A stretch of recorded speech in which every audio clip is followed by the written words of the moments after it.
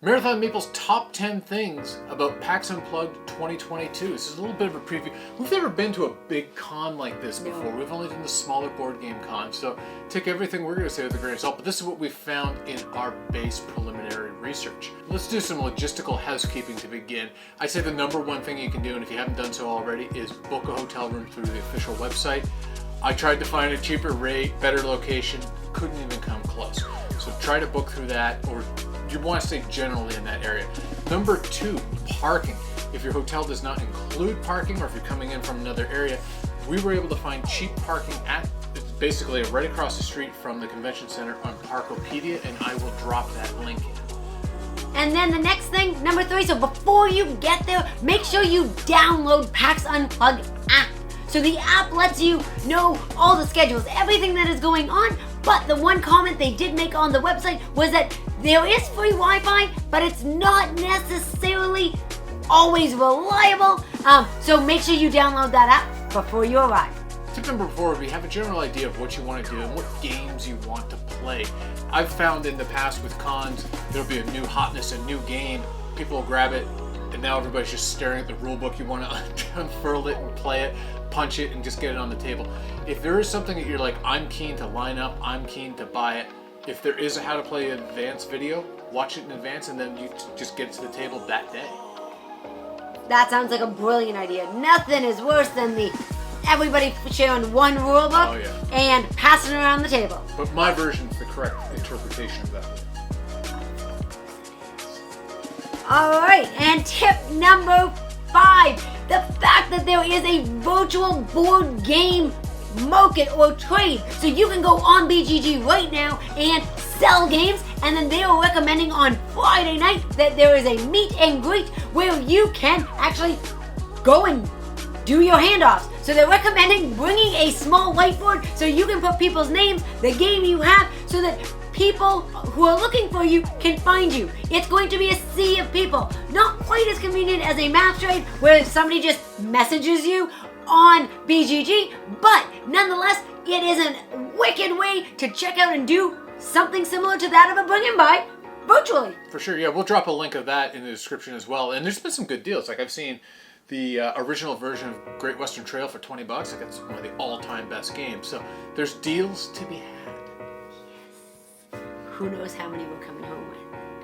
All right, next up, tip number 6.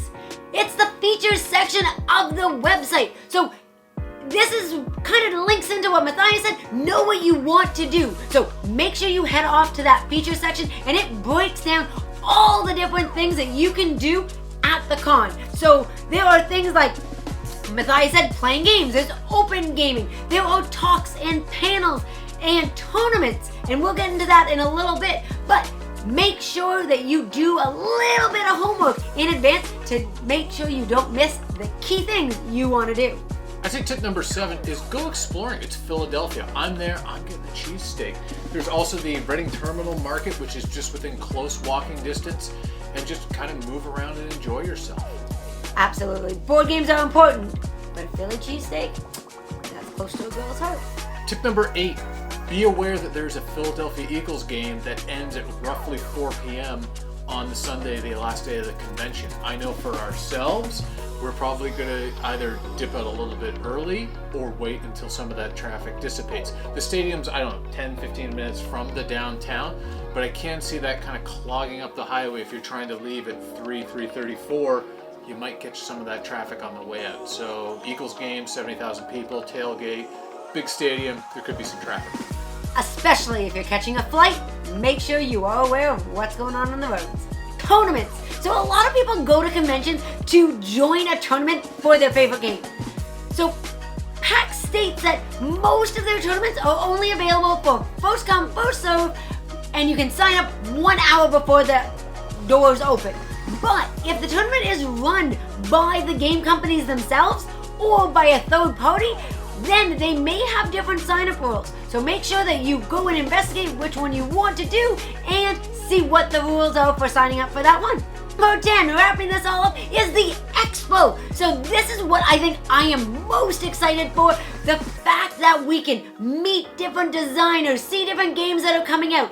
maybe stand in line and get some of those first hot off the press games. So definitely look into what's hot, where you might want to go when those doors open. But the expo is something that I am super keen to check out. I want to see some of the people who are selling accessories. Yes, I do love a good game accessory. And then also all that hotness and meeting the people who actually work with these games and design them. So these are our tips for PAX Unplugged. If you guys have any other tips you want to share with us, feel free to drop those in the comments, and we hope to see you there.